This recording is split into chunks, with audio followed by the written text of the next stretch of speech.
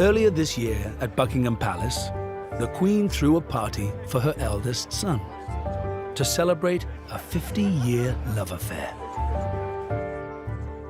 with Wales.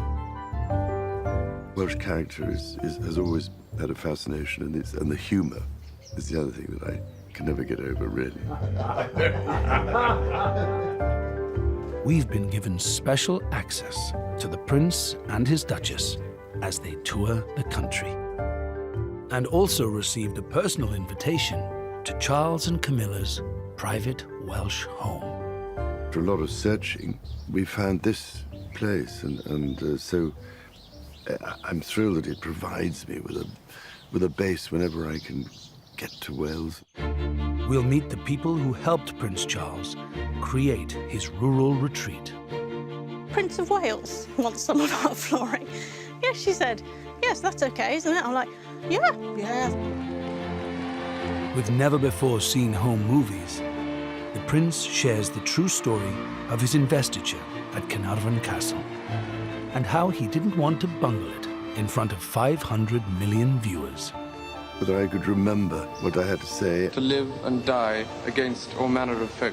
And also whether that sort of crown would stay on.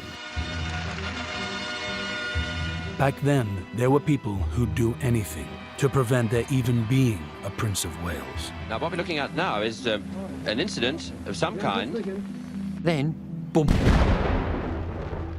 From that moment on, we knew that there was a real threat. This is the inside story of how Charles struggled against the odds to become the longest-serving prince of the country he loves. It's the culture, it's the landscape, it's the people. I just always want to leave something, I hope, better behind than perhaps there was when I came.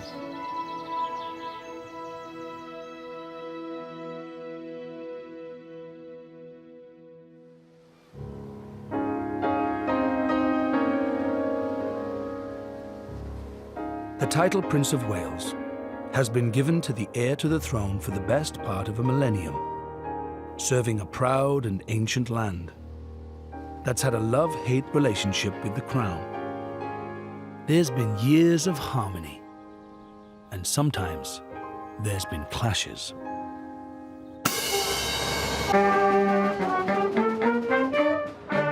Prince Charles has spent the last 50 years doing his bit for Wales. He tours the country, drinks the tea, and tickles the toddlers.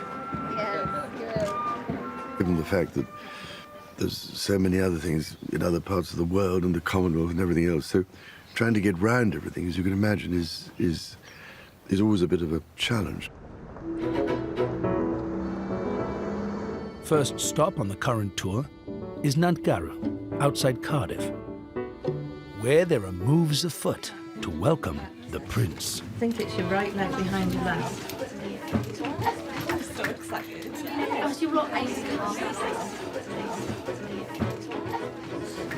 This is the National Call Centre for the Prince's Trust, where they handle 6,000 calls a month, helping young people. Engineers, so they're looking to take part in our coaching calls. So this is a live chat service. Yeah. It's lovely. Oh, good. Thank Great you. example. Thank you.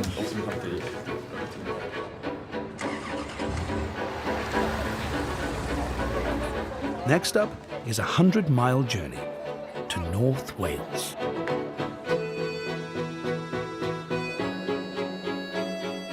And a reunion with someone Charles last met half a century ago. How are you? Great pleasure. Well, I'm still alive, as you can see, just. Yes. Thank you very much. And me. I met you on the 2nd of July, like this, in Yes, Blaena yes, Ffestiniog. Yes, a very long time ago. Yes, and it's a long time ago. They've got the You sash. still got it. It's fantastic. I've also got the dress and the coats, but it will only fit one leg. I know, well, this is my great problem, too. If there's any consolation. Bit wide on the beam.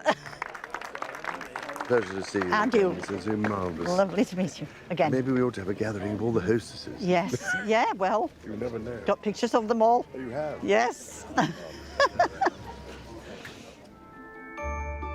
Aged 22, Lorena Williams won a competition in 1969 to greet the prince. I didn't expect for 1 second that he would stop and talk to me. And he did. I'll always remember. But age takes over. As Prince Charles admitted himself to me, that both of us were a bit wider on the beam. We have been. Yeah, it was very exciting then, and it's exciting today.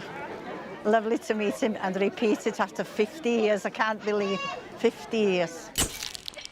Half a century ago, 20-year-old Charles was thinking deeply about the responsibility of becoming Prince of Wales. It is rather anachronistic and out of place in this world, which is perhaps somewhat cynical. But I think it can mean quite a lot if one goes about it in the right way.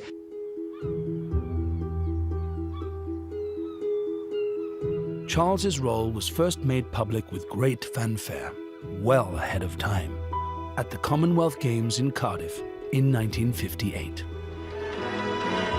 What happier moment could have been chosen than the end of this inspiring week to announce to the Principality that it once again has its own prince. For a shy 9-year-old schoolboy, there was no escape, and it would only get worse. Throughout the 1960s, Welsh nationalism was on the rise.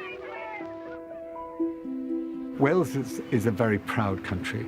We're very proud of our heritage, our history, our language, and there are those that feel very strongly the investiture of Prince Charles was an imposition on this country of an English-born prince and taking the title of Prince of Wales, which of course hadn't been held by a Welshman since the 13th century.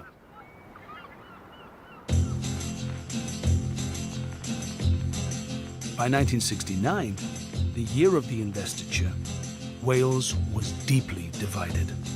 The old industries were dying, the language was under threat. Many felt trampled on and ignored. You've been a messin' where you shouldn't have been a messin'. And now someone else is getting all your best.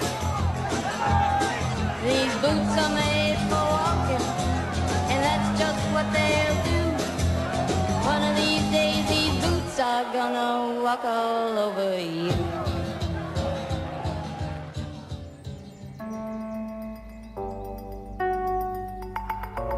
To turn the tide of history and become a popular modern monarch, the so-called Playboy Prince would have to unite Wales. Yet being invested at Caernarfon in a lavish, televised global ceremony might only make things worse. Wel, mae rai chi gael protest I gael bob dim da chi isio, os da chi isio fo, rhaid chi protestio amdano fo rhai. Achos ydy hyn yn byd ond wastio arian ar y dre na chdi. Wastio arian dydy o'n byd I ni fel Cymru na chdi. I remember going round different parts of Wales and, being met by demonstrations and this sort of thing. And it was, you didn't quite know what was going to happen. A warning was sent to the prince. If he went to Caernarfon, he would be in grave danger. In those days, things like bombs went off and goodness knows what. Little did Charles know how imminent that danger would be. Message came through, a sniper was going to take a pot shot at Prince Charles at that time.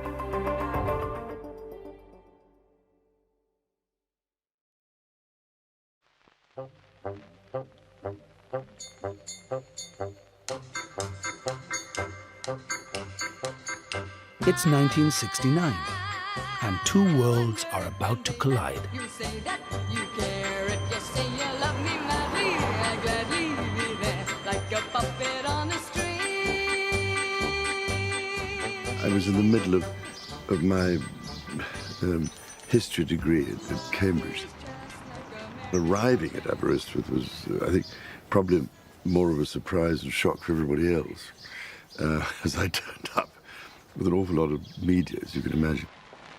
With only months to go before his investiture as Prince of Wales, Charles is embracing his inner Welshman. He's enrolled in the most Welsh of universities to immerse himself in the language and culture.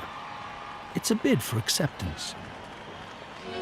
University College, Aberystwyth, where, to the relief of the nation, Prince Charles was given a warm and very friendly welcome. The Prince, who on July the 1st becomes Prince of Wales, is taking a 9-week Welsh language and history course at the university. While he's at the university, Prince Charles will stay at Pantycelyn Hall of Residence. His next-door neighbour is a Welsh nationalist. Jokingly, the Prince remarked, "I hope he won't stump on the wall."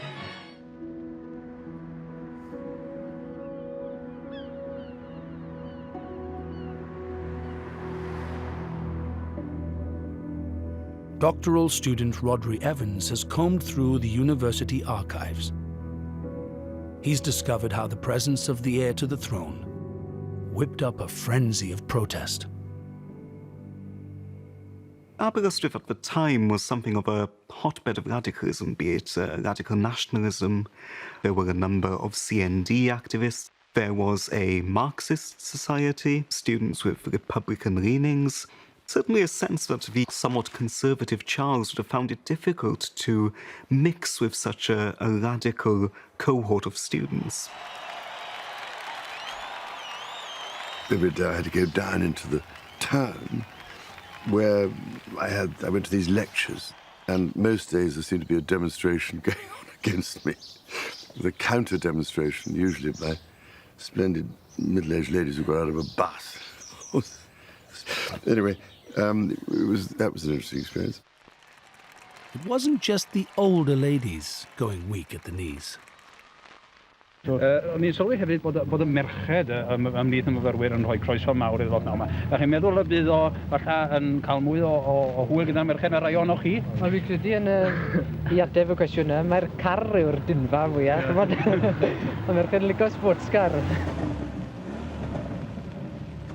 This is the language laboratory, where, under the expert tuition of Mr. Edward Millward, Prince Charles hopes to master the intricacies and pronunciations of Welsh.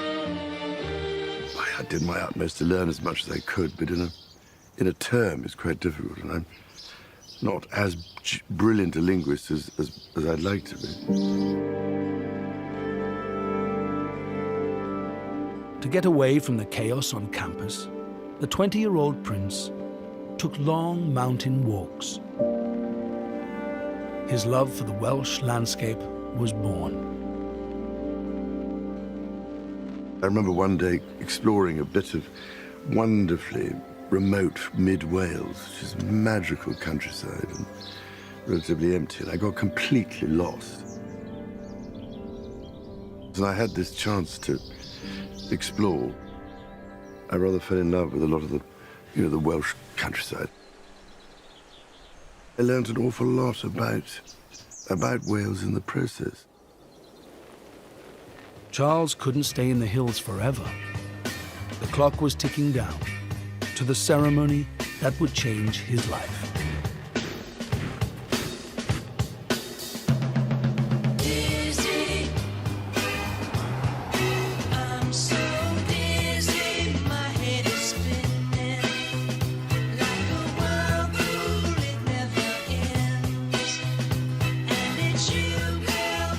Well, in 1969, I was a detective sergeant at Dagenham.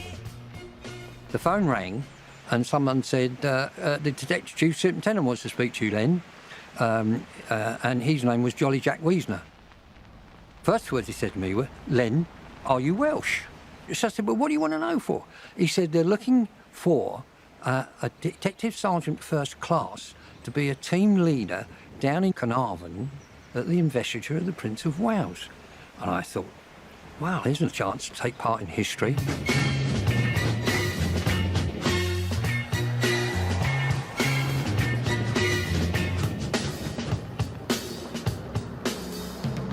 It was interesting because in the run-up to the investiture, there was a lot of you can imagine, as always, toing and froing, shouting and screaming. We were there because there was a real threat to the royal party, including Prince Charles. They wanted us to look out for these Welsh nationalists and snap the problem in the bud wherever possible. Carnarvon never seen anything like it, really. There'd been rehearsals with the Household Cavalry, soldiers galore, carriages, so everybody'd been out at the crack of dawn to watch these processions in rehearsals. So there was a huge sort of expectation building up as to how it was going to be. Derek Jones, a local Boy Scout, was picked to run errands inside the castle. My mum made sure everything was perfect for me for the day. The shoes were cleaned, clean trousers, clean shirt, and everything ironed and pressed. The whole purpose of Boy Scouts was to be runners. So if anybody where we were sitting during the investiture wanted a glass of water, pass a note or a message to somebody, we used to just put it in an envelope and we used to run with it.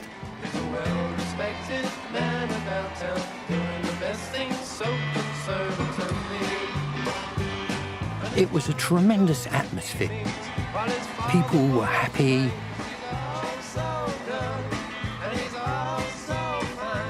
Especially on the day, I mean, there seemed to be a lot of people around all being very cheerful on the whole. And it was a remarkable occasion, which I shall never forget.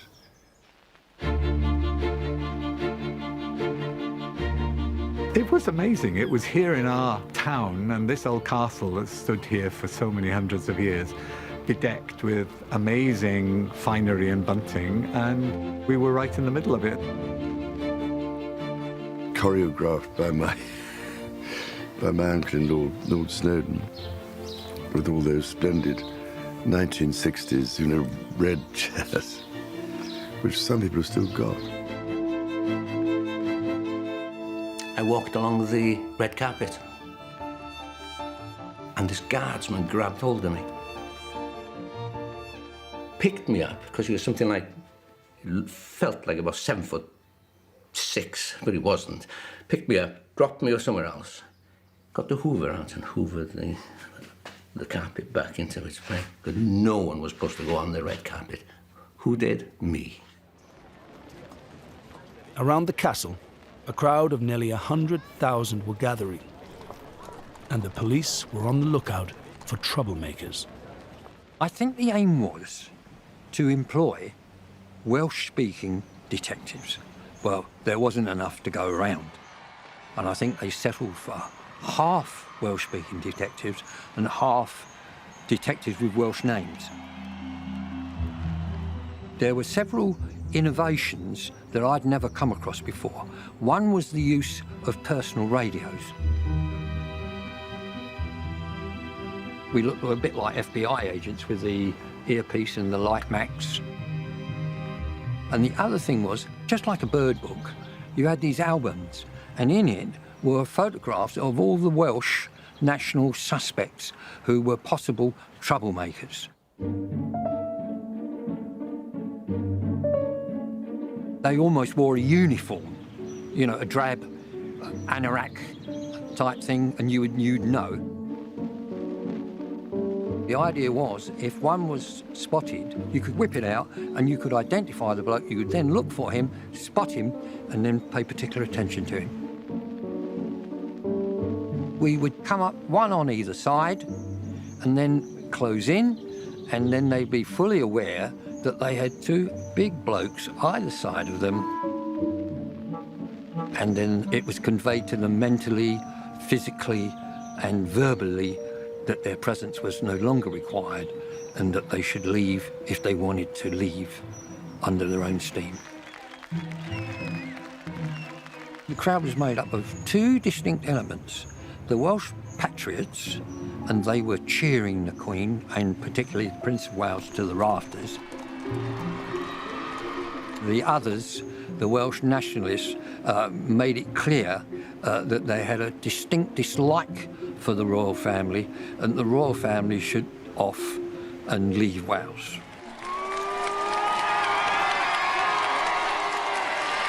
Discordant note there.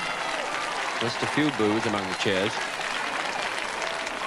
Other forms of protest included a number of individuals giving the procession the V sign as they went past. There was another case of eggs being thrown at the royal carriage and towards the Queen.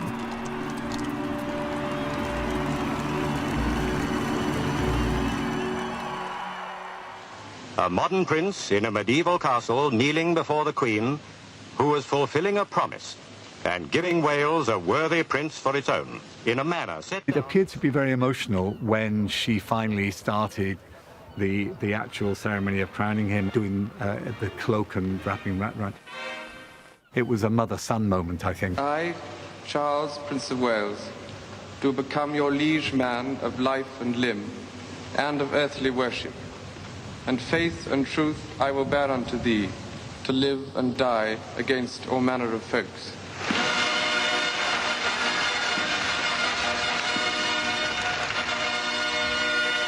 An interesting experience, whether I could remember what I had to say, and also whether that that sort of crown would stay on. You know? It wasn't very comfortable. You know, all those sort of horrors you tend to have on occasions like that. Then, boom.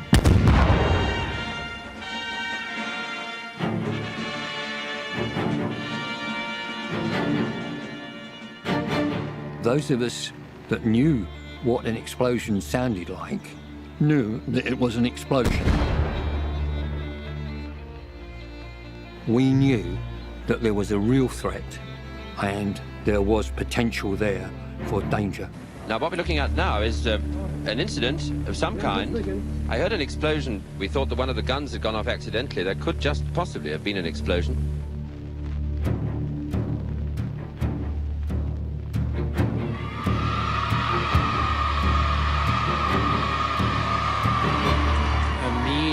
Mae'n gyffrous dros ben. I find it very moving.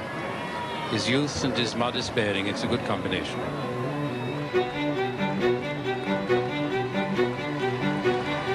There then came a serious message came through. When Prince was presented to the Welsh people outside the castle, a sniper was going to take a pot shot at Prince Charles at that time. We immediately moved into the square and we took steps to clear everybody from the balconies so that we cleared the vantage point that may have been available.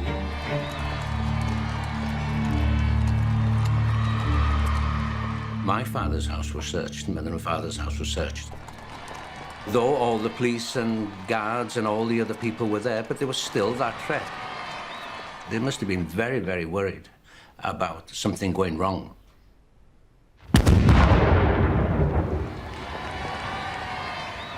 I felt we'd done our job and we had taken part in history. I'm still not sure how much of the information we was given was a real threat, but we treated it as a real threat. Only when the royal party was gone was it revealed that 2 Welsh nationalists were dead, killed early that morning by their own bomb in a failed attack. The prince was no longer in danger. His lasting relationship with Wales could begin. It was time to put down some roots. It just seemed to me to be wonderful to have somewhere in Wales to base myself, which would indicate, you know, as much interest and concern for people in Wales as I possibly could. And the place Charles chose was this run-down farmhouse. We're about to be given access into his personal home.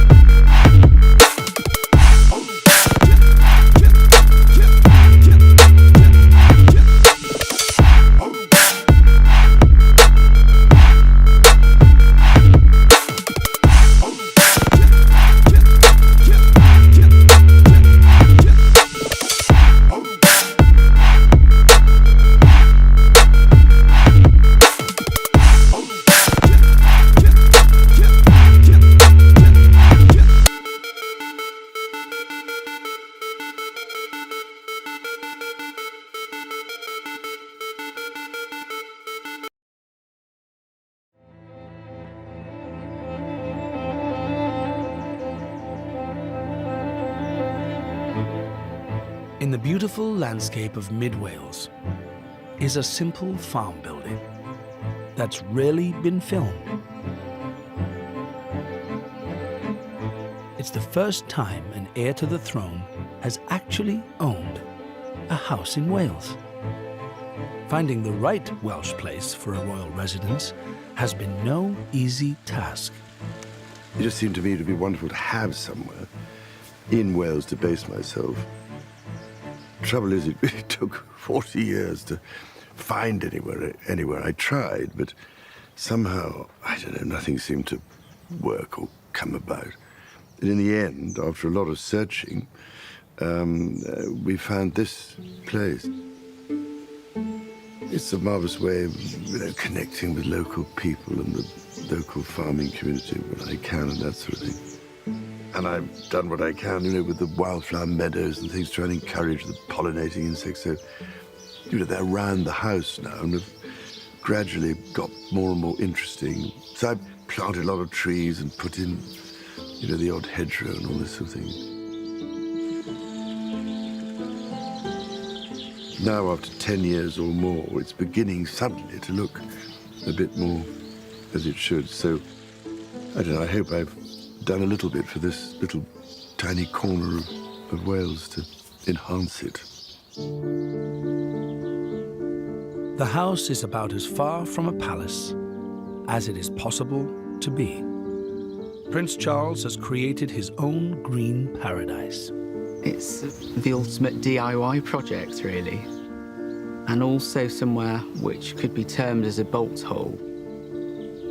So the name Llyn Wormod translates into English as the Grove of Wormwood, which is an ancient herb that used to grow on the estate. It had been untouched for a very long time. All of the lime wash had disappeared.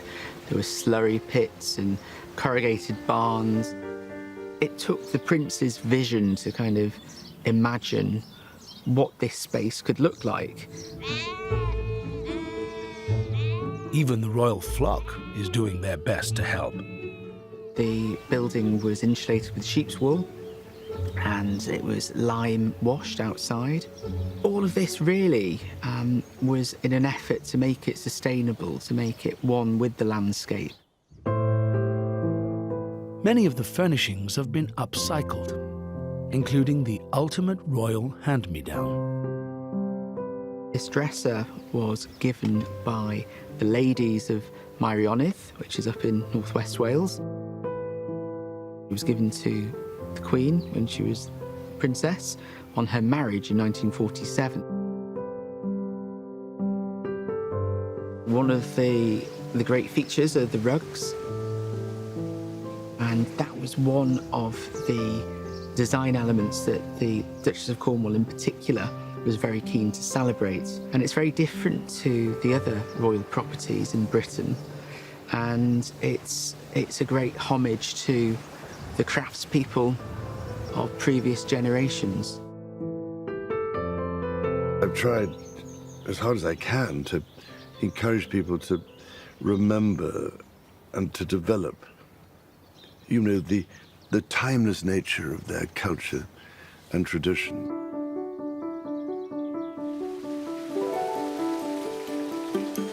Cue an unexpected call to Solva Mill, a tiny family-run textiles business in Pembrokeshire. We had an inquiry from a design company to weave some floor rugs. And then one of the assistants dropped into the conversation about the Prince of Wales, and I was like, I'm sorry, did you say the Prince of Wales? And she said, oh yeah, these rugs are for his new Welsh home, and he'd very much like to have some of your flooring in it. And I was like, what, Prince of Wales wants some of our flooring? Yes, she said, yes, that's okay, isn't it? I'm like, yeah, that's absolutely fine, lovely, thank you very much. This here is actually the pattern that we wove for him, so it's called a Welsh check pattern, and these are the two colours. So we did a floor rug for his, for the entrance hall, where he meets and greets people when he's entertaining, and then we also did this floor rug, which was for his private quarters in Llyn Wormwood. The prince wasn't going to pass up an opportunity to hone his craft skills. He took himself along to try weaving himself. Tom said, "Do you want to have a go?" And he went, "Oh, yes, thank you very much. I'd love to." So Tom had to make sure to tell him to stand in the right place, just in case one of the shuttles came out, which would have been a disaster.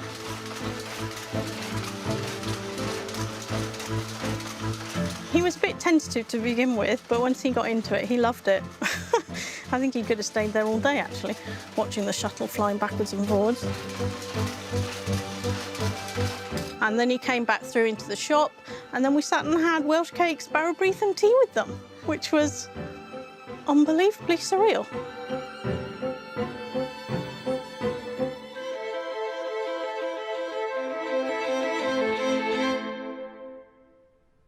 So this is the letter that His Royal Highness the Prince of Wales sent to us. Reading it again is, yeah, it's made me really emotional, actually, to listen to his message. Every day I lament the demise of the traditional craft skills people possess in our country and the loss of traditional methods of production.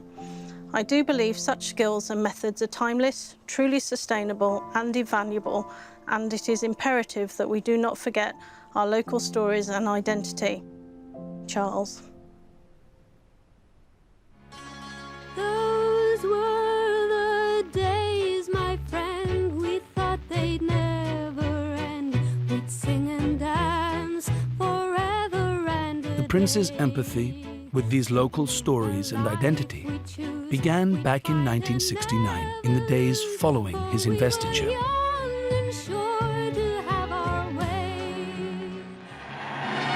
Wales. There was a welcome on the hillside, a welcome in the dale. Wherever he went, there were tumultuous greetings for the Prince of Wales. The thing I shall never forget was the 3 days after the investiture, when I drove all the way around large parts of Wales and the South Wales and through all the valleys. And I've never seen so many people in my life.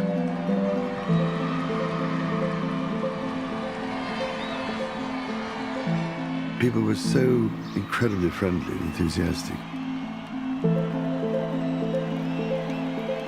It was remarkable, I remember.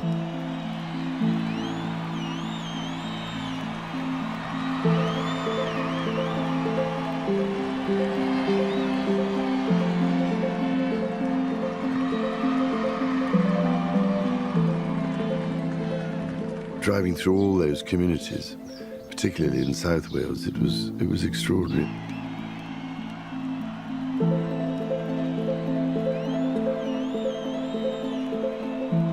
All those incredible people who somehow remain so resilient despite, the closure of all the mines and all the difficulties and challenges and agonies that so many of them have had.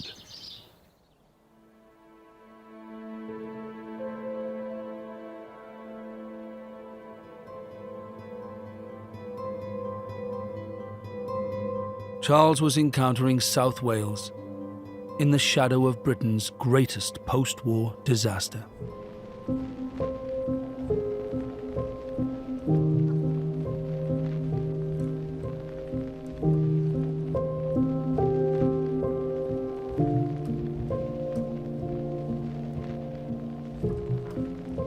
Three years before the Prince's investiture, the coal tip above the South Wales village of Aberfan collapsed, engulfing local houses and the junior school.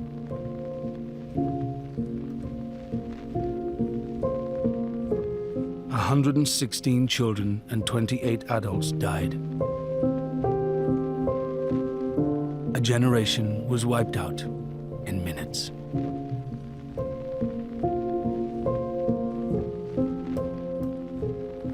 I lost a cousin in the disaster. If he hadn't been at home that morning, he would have been all right, but fate. Well, I was desperate to phone out of the hospital. Couldn't get through from any phone in Aberfan, not that we had phones then. It was a kiosk on the main road, but we were frantic. We just didn't know where he was. Then went over then with my father then to try and dig out. We were there all night, all the weekend. Then they found Brian on the Sunday morning. And, oh, sorry, I can't say anymore.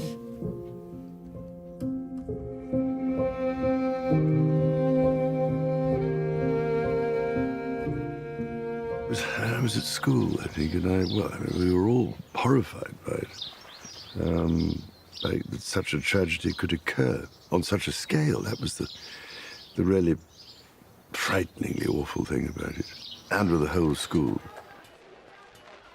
We all felt, well, you can imagine, so deeply for all those people who had suffered so much in losing their loved ones. Charles has carried the memory of the tragedy since boyhood. As Prince of Wales, he has embraced Aberfan as a personal cause. I went to visit and met so many of these wonderful people and the families, and I had a fascinating conversation with so many of them. And again, their remarkable resilience is truly extraordinary, I think. 50th year of the disaster, Prince Charles paid a visit to the Aberfan Community Centre. Charles is a supporter of the Aberfan Young Wives Club. The women of the village have met every week since the disaster. Aberfan is just the other side of the Brecon Beacons, from the Prince's home.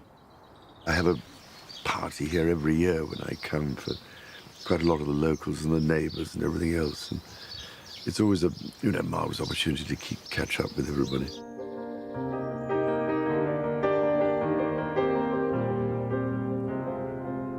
We were invited up to Llyn y Wermod in the July. Got up there eventually because we couldn't find the place. Had a drink now, served now, champagne. So I thought, oh, very nice, drinking the champagne. I thought, oh, this is going to last me all night now, I thought, with this glass. Sat down, and next thing, it was coming from pouring everywhere. I thought, my word, we're really enjoying ourselves. We were invited to go outside in his garden, his private garden, and we all had a photograph outside of the garden.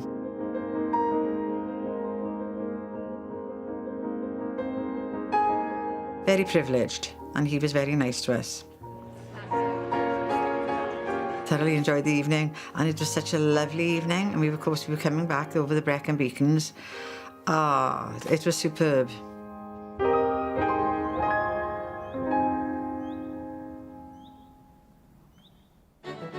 The warmth of Welsh life has also touched the Duchess of Cornwall.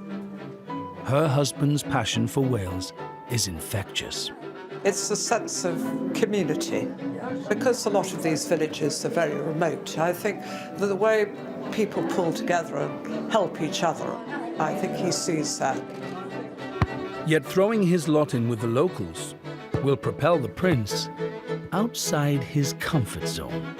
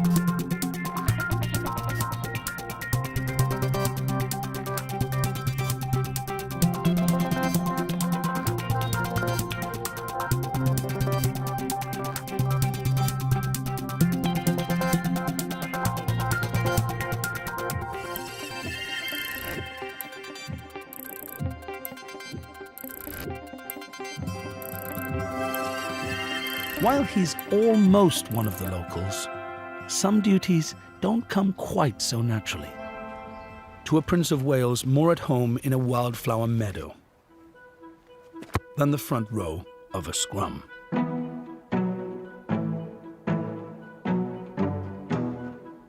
The good old rugby club in all these places, the Llandudno Rugby Club here, I'm very proud to be the patron. The heartbeat of the community, Llandudno Rugby Club, there's no doubt about that. Charles, who didn't much enjoy rugby at Gordonston, has become an unlikely sporting champion. We're the only Welsh rugby club to have Prince Charles as our patron, and it's put Llandudno on the map, definitely. We've had a lot of success since he has become our royal patron. As Prince of Wales, you can't shy away from the national sport. Charles has developed an affinity with the game by finding his own special way into it. We invited all our teams and they all lined up. He spoke to me in the stand and he said, "My word, do I have to speak to all those?" And his question to them was, "How many of you are in farming? Are you beef, sheep or dairy?" To be honest, I think he's very interested in agriculture, more than rugby, to be honest. Wonderful characters. A lot of them are farmers' sons and throwing hay bales around and sheep and things like that most of the time, I suspect. It'd be nice to hear Prince Charles speak a bit more Welsh. That would make him a real Welshman, but I think he's at ease in Llandudno.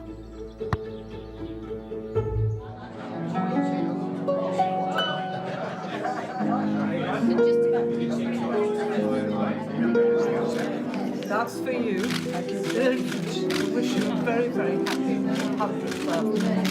I think what he really enjoys is the peace and the quiet, and it's sort of very stress-free. You come here and you can relax. I would entirely agree with him.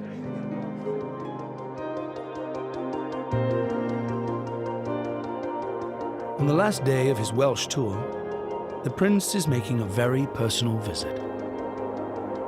Back in 1969, he was created Colonel-in-Chief of the Royal Regiment of Wales. The courage and sacrifice of all soldiers and their loved ones is very dear to him.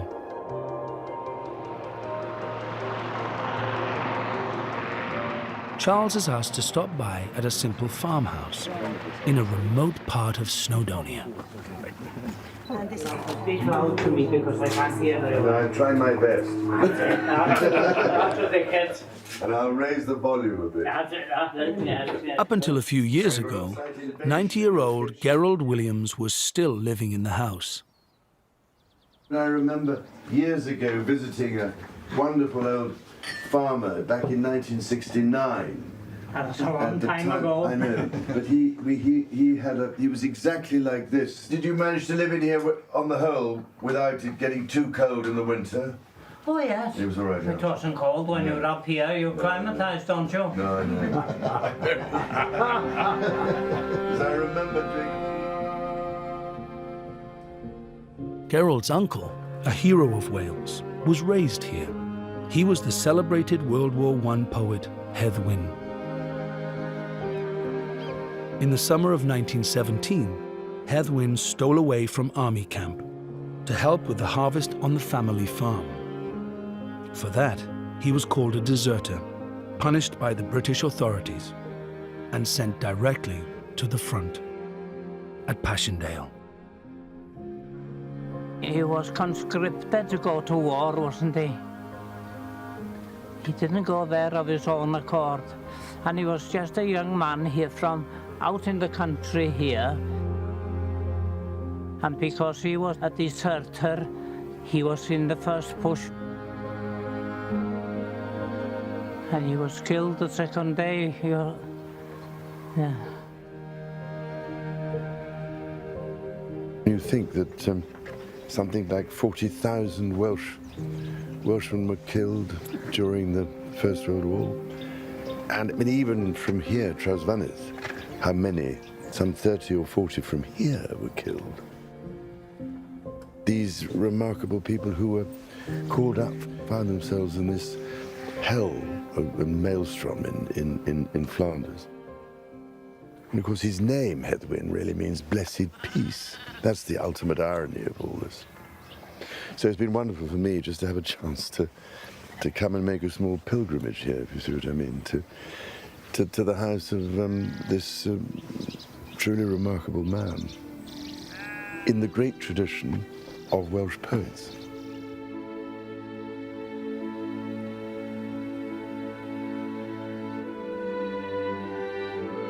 The Prince's pilgrimage marks half a century since the newly invested Charles first opened his heart to the Welsh. For me, it's a way of officially dedicating one's life or part of one's life to Wales. Charles inherited a divisive role, but has brought people together. Prince Charles, he recognises what's crucially important to Wales. And I think that shows in his efforts to build an affinity with Wales and its people, and I think he's tried very hard to do that. The man they once tried to bomb has won over a nation. After 50 years of being the longest-serving Prince of Wales in history, there is still the next role to come.